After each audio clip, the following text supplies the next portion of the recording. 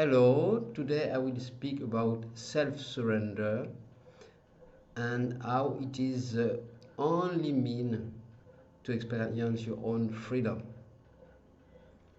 So what we usually call self as me is identified with a body, mind, a particular uh, person, which is a particle in this ocean, so which has connection with some other particles, individuals. So there is separation, and because we call this the self, then there is other selves. But as long as we depend on other selves, when we are subject to the behavior of these other selves, and as they are also a part of uh, this plane of time and space, their behavior will change constantly. Some particle, some people change more often than others, depending on our nature, but all are made from the same, from this time and space plane. So it's inevitable, and we have been used to search for to be complete outside through outer people, outer object, and to try to get satisfaction. But this satisfaction is coming and going, as you have probably noticed. That's why at some point, some search, something in us is looking for something which is not dependent, which is stable, which is not depending on outer things. Like when I was much younger, 30 years ago, I felt a strong desire to be free from all these products, smoking, alcohol, and other things that we use in the West. So I had this strong desire to be free, and I quit everything at that time. And there was also I had to shift to commit to a spiritual path, which was with discipline and so on. So at that time, it was very useful to commit. I was receiving an initiation through my first master, and through that I could get rid of all that. But there was it was there, this strong desire to be free from, to get, always need something in my hand, in my mouth, and this, and yes. So that often the first stage we go through the physical plane like that, and then we also learn to get free from thoughts. We are addicted to thinking, to thoughts, and to emotions, and to everything inside and outside of us. So because we are living at this, on this plane of duality, which has always two faces. Everything has like coins, two faces. So good and bad. Yes. So if we depend also, if we on in a relationship on what we think is love, like which is more personal emotions. So if my partner is like, I have also a partner, so I experiment that when she's very sweet, and if I take this, I love you and so on, and I take this as real stuff, then when the behavior will change or is changing, then I will feel something wrong. So that's why the the love which seems to come from outside, if we depend only on that, then it comes and go, and we feel disturbed, we like, dislike. So our inner state depend on the behavior of the outside. When it pleases my my my inner structure, then I'm happy. If not, not. So that's why when I at the beginning of the video I spoke about self-love. So self-love is not love for this individual as such, as a separate entity, which create a search for completion outside to be complete, and so it depends on another object, right? So this self-love for the individual has automatically this other side, self-hate, because when we are feeling dependent on something which does not behave as we like, then we don't like it, and it becomes self-hate. So when we like it, it's self-love, and otherwise it's self-hate. So we navigate between these two sides of the coin, self-hate and self-love, according to the behaviors of particles, which creating waves, to speak in the term of quantum physics. But this particle or individual are also particles who emit waves, vibrations, like that. So according to the behavior and vibration, we react like this or like that. Yes, I like, I don't like. So self-love, self-hate. But if we are interested to look deeper into our true reality, what I am really, am I this individual only, or I am something wider, bigger, or more subtle than this? So which we call often consciousness, awareness. The name matter not so much, because in every tradition, every teacher use these words differently. So it's important to not stick with words, because they are flexible words, or what we put into them. So it's not really the words which are so important, but what is behind. So when we listen to some kind of talk like that, to keep our attention more on the listening rather than the words, to try to understand and catch and control. So we do that through the mind. But if you can withdraw our attention more to attention itself, then there is a grasp which is more subtle. And then we can perceive what is behind the scenes, behind the characters, what is experiencing all that, which is awareness itself, consciousness, or the self. So there is different in every traditions and paths, different level of consciousness awareness. But to make it simple, if we speak about the absolute self, which is beyond everything, beyond something and nothing. Many teachers speak about nothing, which is not really what we are, because nothing is also a created thing. Nothing allows some things to be. So something and nothing work together.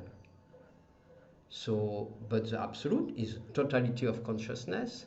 It's neither something nor nothing, or both, as we like. So this self, this absolute self, the absolute experiencer, or the absolute Shiva, whatever name we give, is experiences its Shakti, its energy play, which starts first with a sound. The highest expression is the first sound, and then the lower planes and prana, and then mind, body, etc. Right. So, but the absolute self is not somewhere on the top that we have to reach.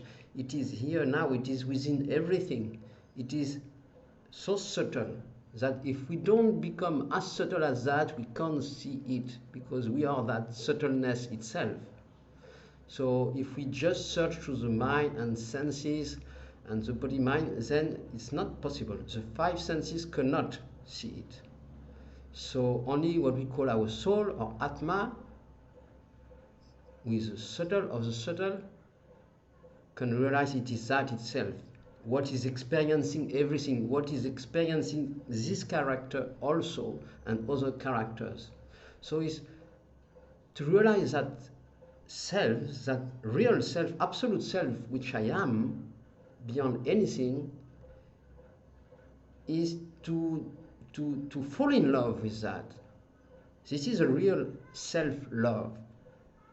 All other kind of love on other objects, person, or any higher plane, deities, anything, even any teachers, any shape, anything is an appearance on the sky, in the sky of consciousness. So first we need to grasp on some objects. We use some techniques, some practice, some teachers, some as a bhakti or jnana, yoga, Advaita, Vedanta, whichever path we use. We start by learning to focus, to concentrate, and then by seeing that it's not really working, that is the aim in a way of practice, that whatever we practice is used by the mind, by the ego mind. So until we realize that no practice works, because it is beyond the mind, beyond ego mind. So, and this self surrender, this absolute self which we are, does not require any practice. You realize, oh, the best I can do is to do nothing, because in that self there is no time and space, no action is possible, no practice, no control, concentration, nothing, because it's already perfect. And that's my own real self, absolute self, or Shiva self, whatever name. For example, in the Hindu traditions, they use Shiva for all kind of planes. So you have also Brahma, Vishnu, Shiva. Shiva is a destroyer, but it's on a lower plane. So it depends how you use this word. If you use Shiva for the absolute, then it is the absolute. If you use the word any kind, self, it is the same. The word is not important, it's to realize that it is that. And that, to develop or to have this absolute desire, absolute love for that, is like swallowing yourself, resting in yourself, realizing you always have been that, you have always been here, and that is a true paradise. That's not the paradise they promise in any religion or teaching. The true paradise is your own self, and it does not depend on anything. It is the absolute freedom itself. So when this self-surrender starts to show itself and manifest, so it's like a letting go of the individuality and all the characteristic, and like melting in this self. So it is more and more realized that the ego, individual self, individuality, it's an illusion, and it's also a trouble for my real self to be stuck in that if I identify with it. So that's the real love, because there is no fight. When you realize you are that absolute self, and all else is my manifestation, the highest expression, or whatever levels, is my own expression, is my Shakti. So as absolute Shiva self, it is all my expression. So why should I fight against anything? So then there is this disappearing of the self, or the sense of self, and only the absolute self is there as absolute experiencer, without any need, any fight. This is the real free birds that we are. Yes. And so these words might create maybe in you some resistance, or try to understand, to catch. The best is to just be here, be in the listening, and to do nothing. And all happen for the best, because all what is happening is happening by itself, by the whole play of energy and Shakti, and I stay here as this immutable perfect self, shining, and let all happen, and I do nothing. That is the biggest blessing, to realize that I need to do nothing, need to go nowhere. As that, the body mind will continue to navigate in time and space to do what it has to do. It is inevitable, and it is all what we sometimes call karma or whatever to unfold, but we don't need even to grasp that these concepts of karma is just happening. So things are just happening.